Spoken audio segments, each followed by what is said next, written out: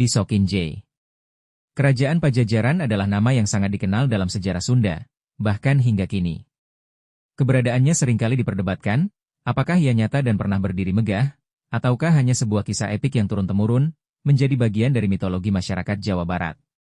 Namun, berdasarkan berbagai sumber sejarah, arkeologi, dan naskah kuno, dapat disimpulkan bahwa kerajaan Pajajaran bukanlah mitos belaka, melainkan sebuah entitas politik yang benar-benar ada dan memiliki peran signifikan dalam sejarah Nusantara.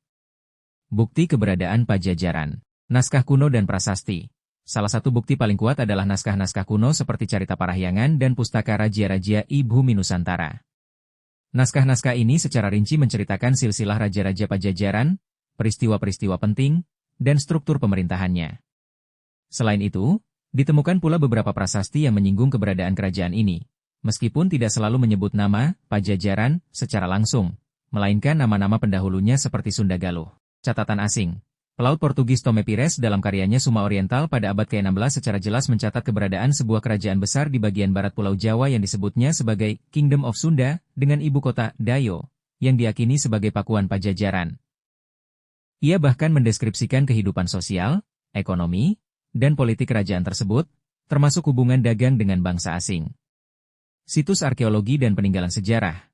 Di sekitar Bogor, yang diyakini sebagai lokasi ibu kota pakuan Pajajaran, ditemukan beberapa situs arkeologi dan peninggalan bersejarah. Misalnya, batu tulis Bogor yang merupakan prasasti dari masa Prabu Surawisesa, salah satu raja Pajajaran, yang menceritakan upaya untuk melanjutkan pembangunan dan kemakmuran kerajaan. Selain itu, ada pula sisa-sisa tata kota kuno, dan arca-arca yang menunjukkan karakteristik kebudayaan Sunda pada masa itu. Masa kejayaan dan kemunduran. Pajajaran mencapai puncak kejayaannya pada masa pemerintahan Sri Baduga Maharaja atau yang lebih dikenal sebagai Prabu Siliwangi, 1482-1521 M.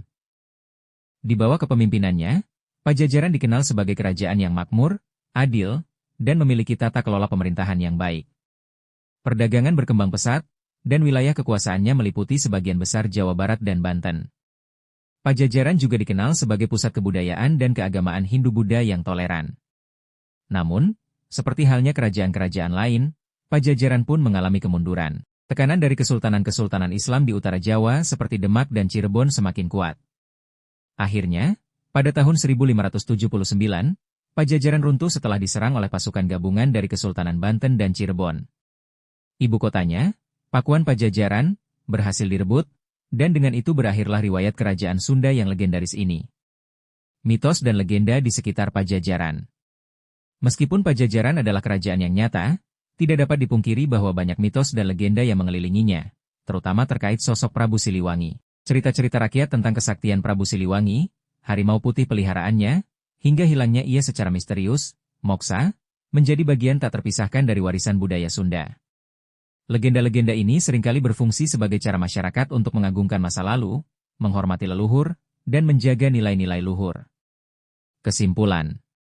Jadi, kerajaan Pajajaran adalah nyata dan bukan mitos.